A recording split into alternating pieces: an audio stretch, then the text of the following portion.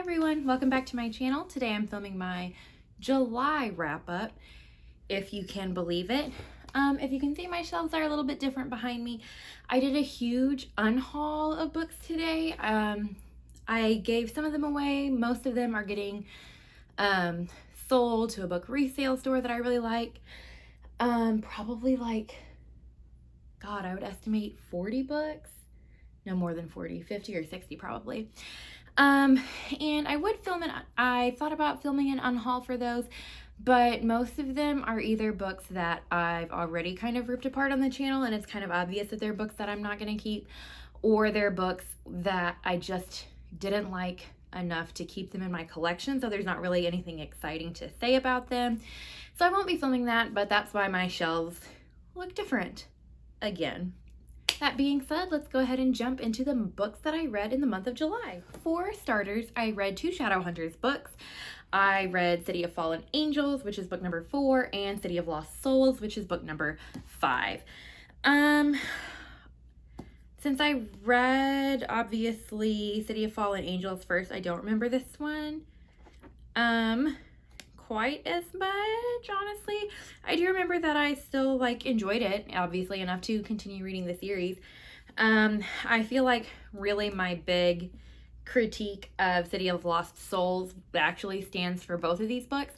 I don't like how chapters in books in this series have multiple points of view in them. I think it would read more smoothly if each chapter was a certain character's point of view instead of one chapter having like 5 different characters' viewpoints in it. It gets kind of confusing that way. And also, I'm not a huge fan of how, even though we know that Jace and Clary are not siblings at this point, they're still, Cassandra Clare still finds a way to make incest like a theme in the books, because people still keep talking about how even when Jace and Clary thought that they were siblings, they couldn't stop how they felt about each other, which is so awkward to have keep being brought up by people. And then, spoiler alert for the series, there's that, what is his name? Sebastian, who actually is Clary's brother. And then it's toward the end of City of Lost Souls where he kind of he's been crazy. He's the bad guy's son. But where he kind of goes off the rails and is we don't even have DNA, so we can't it can't be an incestuous relationship, and then basically sexually assaults Clary.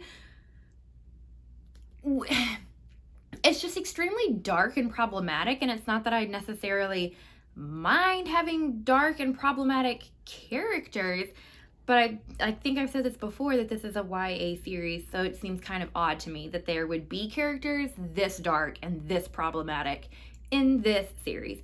Overall, though, the writing is still engaging and the characters are still believable, so I'm gonna finish the series and might mess around and read other Shadowhunters series. We'll see. The other YA book that I read in July was the last book in the Nyxia trilogy, Nyxia Uprising by Scott Reinken. I really liked this series. I think it's a perfect YA sci-fi series. It's an introduction maybe to sci-fi for teenagers. I think it has some really cool themes that I've seen in more adult sci-fi books. I like the characters. There's really great representation for people of color and LGBT characters. The main character is a black teenage boy. And most of the other characters, there's a main character who's Arabic. And like I said, also LGBT representation. There's a gay relationship in this book. So, shout out to the Nyxia trilogy. Yeah. And I'll kind of use those Wi-Fi books as a bridge to this, I guess what is the, new adult? Or is it just adult? Ninth House by Leigh Bardugo. Ninth House really came out of nowhere for me. I hated Six of Crows by Leigh Bardugo, which if you've watched my videos, you'll know. So this was a book I picked up at the beginning of quarantine, when things were starting to go on lockdown. I went to Target and bought a bunch of books, because I thought it was going to be a big issue potentially to get books, so I was just kind of grabbing things at random. And this was a book that was kind of on my radar, and it was something I kind of figured I'd pick up in paperback maybe eventually, or on sale somewhere at a resale store, not brand new at Target hardcover. But I'm actually glad that I did because I really enjoyed this book. It's about the main character is Latina and Jewish, which I think is overall just like a minority group that most people don't really think about or maybe aren't even really aware of. And it's definitely a minority group that I've never read a character for, certainly not a main character in what's going to be a series by a really popular author. So I thought that was really cool. But basically, this girl has led a very troubled life because she can see ghosts, and she ends up being recruited by this secret society at Yale that's like a secret magical society. And the book is basically about her navigating different magical societies at Yale and like the different, just like the underbelly of like how all these secret societies are putting out powerful people. And just, I don't know, the danger of magic and that kind of stuff. And I actually really loved this book. I can't wait for the next one to come out. I was super surprised by it. Another book that I picked up at the same time and is like the same situation where, I did not really like The Night Circus by Erin Morgenstern. I think it's a beautiful book, but it's kind of slow and the plot isn't really strong and there doesn't seem to be that high of stakes for the characters. I know people are going to disagree with me for that, but whatever. I didn't like The Night Circus. So same day that I picked up Ninth House and was just kind of grabbing books to read to fill my time, I grabbed The Starless Sea by Erin Morgenstern. And this was another book I thought that maybe I would pick up in paperback because The Night Circus, I didn't love it, but it was okay. Like, it's still, like, even after my big unhaul, like, it's sitting on my shelf.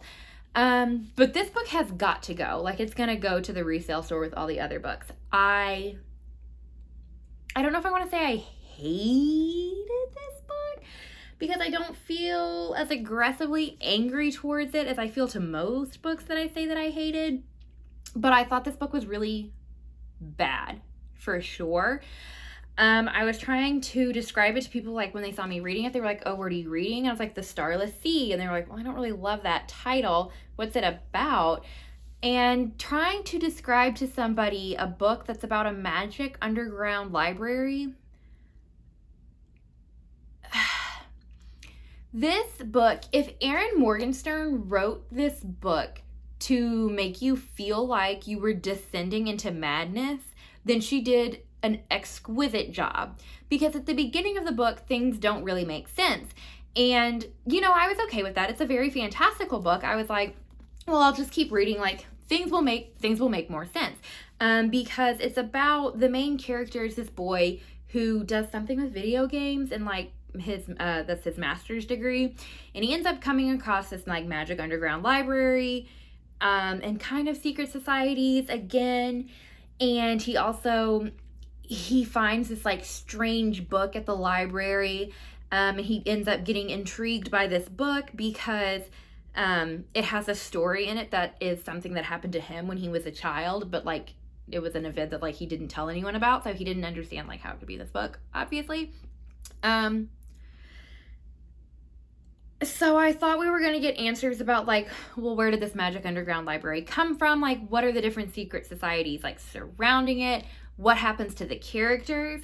And it just, instead of getting any questions answered, by the end of the book, you just have more questions than you started with, and, like, not in a good way. And I don't believe this is a book with a sequel coming out. Just didn't make any sense. Like, there were a lot of, like, for example, the main character finds this book that has a bunch of stories in it. One of the stories is about him.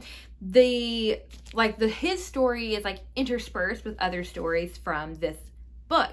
And those stories, like, don't really make sense, but the way she writes it, you kind of feel like this is going to tie in somehow. Like, all these stories are going to connect or something, but she never really connects them. She just uses, like, very beautiful, flowery, poetic language about how they might connect. But it's too vague. It's not well done. It's something that, like, I feel like Morgenstern needed to, like, hold the reader's hand a little bit more than she did to connect the story, because at the end of the day, if you've you've written a book this big, the point of it, I mean, you should be communicating some story to me. There should be, if you've done it well, there should be like some like message. There should be a theme. And this book doesn't have a message really, or a theme at all.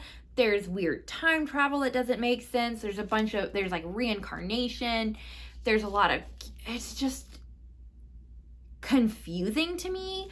I mean, I just feel like Erin Morgenstern kind of got lost in the sauce and trying to make it this like very beautiful poetic prose, and didn't really manage to tie together the story that she was trying to tell. Or if this was the story that she was trying to tell, it totally wasn't my thing and I didn't like it. So this book is going, and I don't recommend it to anyone. And I'm very confused by all the people who really loved this book. I don't get it. And the last book that I have to talk about from July is White Fragility: Why It's So Hard for White People to Talk About Racism by Robin DiAngelo. I read this at the very beginning of the month, so I'm kind of scrambling to remember my exact thoughts on it. I will say that it's a short book. I read it in one day.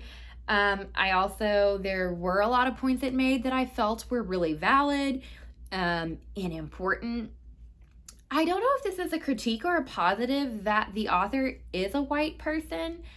I think it would be helpful for someone who was less willing to try to educate themselves on racism in America to read a book from a white author, because she also does, and I do appreciate that as a white author, she often like points out like that she's not like saying that she's a great like example, like she's a great white person that white people should try to be like so they're less racist. She also acknowledges her own like kind of racist ideas and prejudices that she holds, even though it's like unwillingly. It's just how we're socialized and it's inescapable, and she just acknowledges that she herself has made mistakes and will continue to make mistakes, and like everyone reading this book will make mistakes and continue to make mistakes, and just the important thing is that we continue educating ourselves and bettering ourselves, and asking that people call us out when we make when we do make mistakes,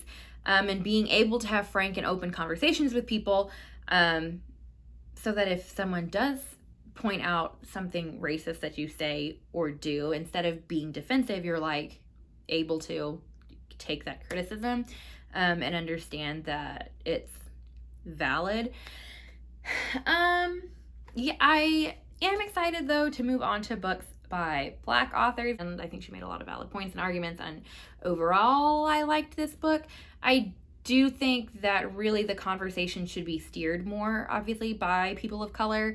I didn't realize the author was white until I had already purchased the book, unfortunately. So yeah, I have other books on this subject to read by Black authors, so I'm really excited to dive more into that and get that perspective, which I think is the perspective obviously we should be listening to, with all the stuff going on today that has been going on forever, as we try to better ourselves as a society. All right, everyone, thank you so much for watching. I'll see you again in a couple of weeks. Bye.